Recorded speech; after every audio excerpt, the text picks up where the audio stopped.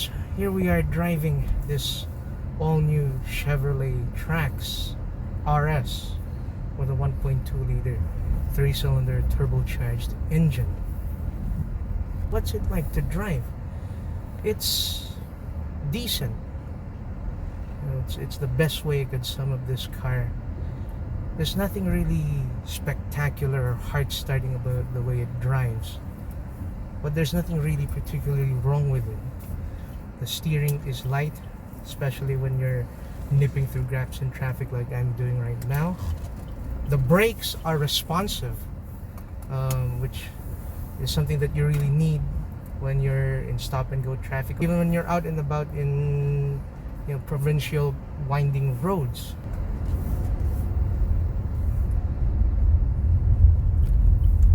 Another thing that I like about the way this car drives and the way it's packaged is its visibility. The only downside is that, as pointed out by my other contemporaries, this does have a rather long hood, so it's hard to approximate where the corners of the car are. And it's not helped by the fact that this doesn't have a 360-degree camera despite the high price point. Nevertheless, all the other stuff is really good. You have nice and thin A-pillars. You have rear 3/4 lights, so you can see out of the back when you're pulling out at junctions. And the back glass isn't the biggest because the rear windscreen is steeply raked, but nevertheless there's decent enough coverage so you can see out the back. It isn't terrible. And well, it's helped by the light steering and the responsive gearbox. This thing, by the way, has a 6-speed automatic transmission, which is a revelation when it comes to transmissions in crossovers these days, especially here in our Philippine markets. Keen viewers would know that you either get a CVT or some form of dual clutch transmission. So to have a 6-speed automatic in a crossover is rather rare. It's not bad. It drives like any normal automatic transmission with a torque converter would. It's responsive enough. I mean, the gear changes aren't aggressive. It slushes through gears most of the time, which isn't a bad thing.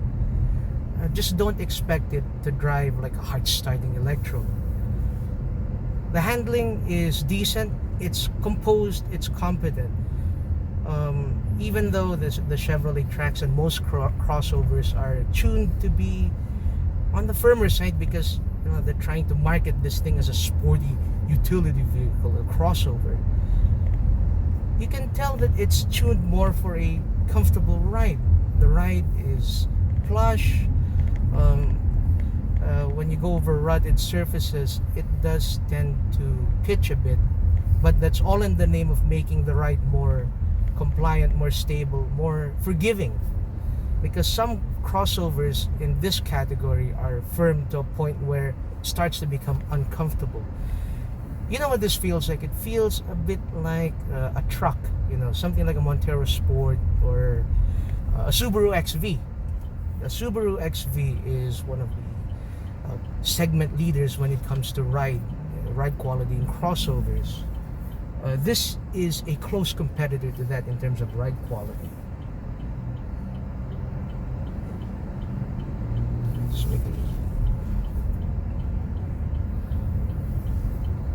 As it stands, this car having around 16,000 and a bit kilometers on its odometer, it's held up pretty well.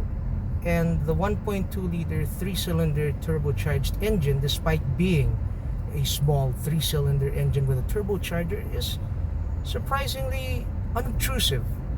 It's been surprisingly smooth and trouble-free, and it could be helped by the way they've designed the chassis and the body and all that, and the engine mounts. But you don't feel the vibrations inside the cabin. You close the door, you don't hear the engine idle that much, and there's no vibration being translated into the throttle pedal or the seats or anything. It's nice and smooth and relaxing. Despite the small engine, this does feel like a decent car, a big car.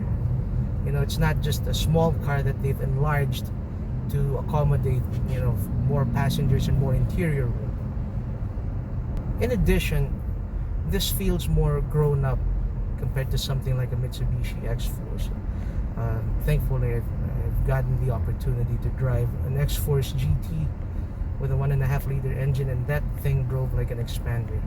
It's okay, you know, it's decent, but this just has that added air of refinement.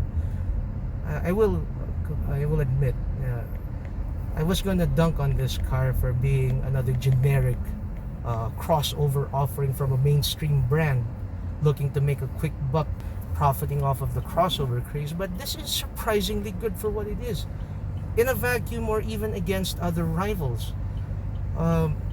Especially, you know, the way they've tuned this 3-cylinder and 6-speed automatic combo is really surprising. It doesn't feel like a cheap car to drive, and for a bit you could almost forgive the atrocious 1,900,000 peso price tag. Although I was informed by John, who's a friend of the channel, who's gladly lent us his lend out of the Chevrolet Trax to review. They've given this car massive price cuts, which is something you can take advantage of.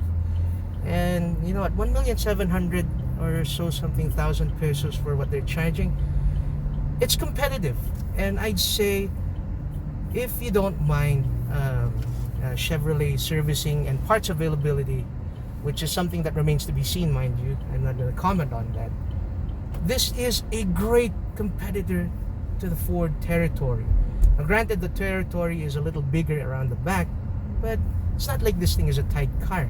There's plenty of legroom in the back. You can fit two of me back there in relative comfort.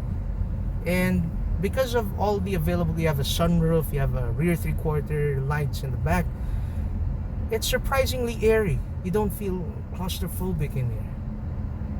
So those are my 2 cents about this Chevrolet Trax. I am genuinely surprised at how well sorted out this product is, especially from a manufacturer like General Motors.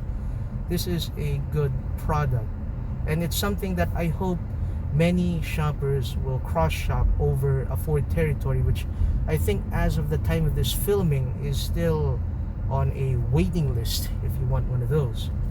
So if you can get a good deal on one of these things, give it a shot. It's not bad. It's a really nice, well sorted out product. So that concludes my impressions of this Chevrolet Trax RS. Stay tuned for the channel. There's more coming, as there is always. Check out Adrian1011's and John Agustin Scuderia's channel for their take on the Chevrolet Trax.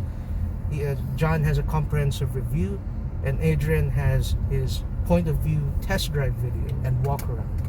Thanks so much for watching, and take care.